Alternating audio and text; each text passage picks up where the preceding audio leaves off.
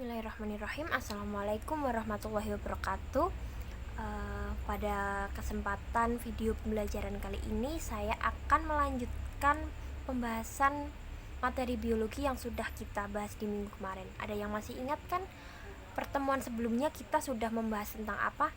Ya, tepat sekali, sistem reproduksi manusia. Kemarin kan kita sudah membahas berbagai macam organ-organ reproduksi, baik pria maupun wanita. Ada yang masih ingat organ reproduksi pria itu terdiri dari apa saja? Ada testis, kemudian epididymis, ada skortum, penis, apalagi kelenjar prostat, dan yang lainnya. Kemudian kalau organ reproduksi wanita ada apa aja?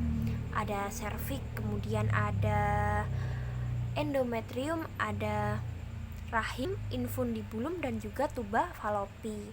Nah, pada pertemuan kali ini kita akan membahas proses pembentukan sel kelamin pada pria dan juga pada wanita. Proses pembentukan sel kelamin pada laki-laki disebut dengan spermatogenesis. Apa itu spermatogenesis? Spermatogenesis merupakan proses pembentukan sel sperma yang terjadi di dalam testis, atau lebih tepatnya berada di bagian tubulus seminiferus. Proses spermatogenesis ini dimulai ketika anak laki-laki sudah memasuki masa usia pubertas. Proses spermatogenesis dimulai ketika spermatogonium mengalami pembelahan mitosis, kemudian membentuk spermatosis primer. Selanjutnya, spermatosis primer ini akan mengalami pembelahan meiosis 1 yang akan membentuk spermatosis sekunder. Selanjutnya, spermatosis sekunder akan mengalami pembelahan meiosis yang kedua dan akan membentuk spermatid.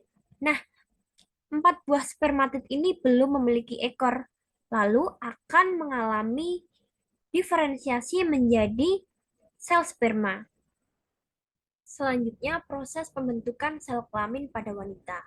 Proses pembentukan sel kelamin pada wanita ini disebut dengan oogenesis.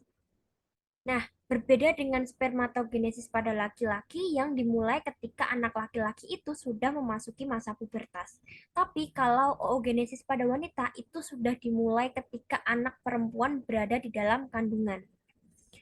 Proses oogenesis ini dimulai ketika oogonium mengalami pembelahan mitosis membentuk oosit primer. Kemudian akan mengalami masa dorman sampai anak perempuan tersebut sudah mencapai usia pubertas. Nah, ketika sudah memasuki usia pubertas, maka oosit primer yang bersifat diploid akan mengalami pembelahan meiosis 1 yang menghasilkan oosit sekunder dan badan polar pertama. Selanjutnya, apabila terjadi proses fertilisasi, maka oosit sekunder akan mengalami pembelahan meiosis yang kemudian membentuk ovum.